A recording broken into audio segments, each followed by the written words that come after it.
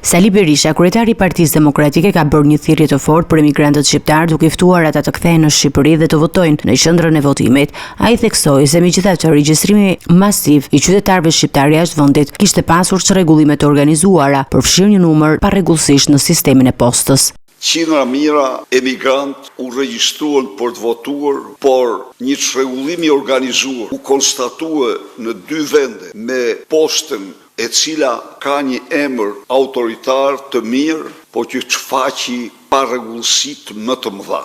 Kjo uroj dhe shpresoj, mos dekurajoj, po përkundrazi të nxjisë çdo qytetar shqiptar jashtë vendit që mund të vijë këto 2 ditë dhe të votojë ditën e diel në qendrat e votimit, do të ishte shkërbim i jashtëzakonshëm, një rast unik që u jepet për të shërbyer vendit.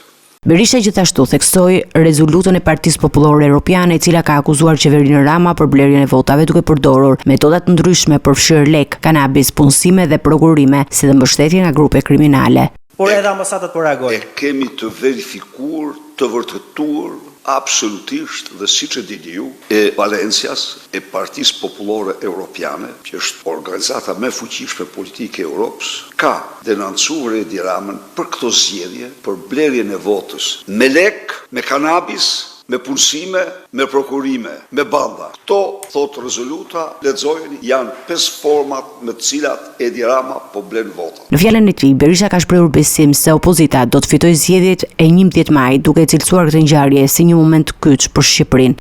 Kjo do jetë konferenca ime e fundit si kryetar opozite, mbasi pas datës 12 maj, kjo opozit është majorancë. Bëhet majorancë e Shqipërisë, e keni ndjerë dhe ju dhe e kanë ndjerë çdo shqiptar këtë. Kjo është ndjesia më reale, por në mënyrën më të frikshme e kanë ndjerë Edi Rama. Ju e patë si shkallmoi Ram në televizion, u shkallmua. Fliste për giotina, fliste për helme, fliste do më thënë, ai Ram kishte nevojë urgjente për mjekim me ato simptoma që pash. Se unë jam edhe mjek edhe kam qenë i apasionuar. Unë jam kardiolog, po më tërhiqte edhe psikiatria, më ka tërhequr.